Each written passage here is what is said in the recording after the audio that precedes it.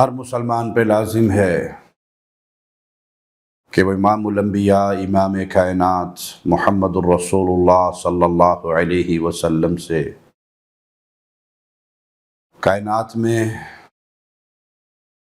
مخلوقات میں ہر چیز سے بڑھ کر محبت کرے، آپ کے حقوق کو پہچانے، آپ کی عظمت کو اپنے دل میں بٹھائے۔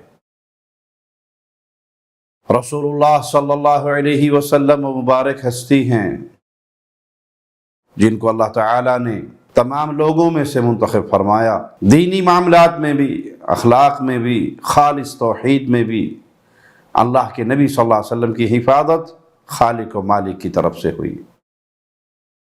آپ نبوت کا تاج اپنے ماتھے پر سجانے سے پہلے بھی شرک اور جھوٹ سے بیزار تھے، عادل تھے، انصاف کرنے والے، امانت دار، لوگوں پر شفقت کرنے والے۔ یہ آپ کے عظیم اخلاق، یہ نبوت سے پہلے کی تصویر ہے۔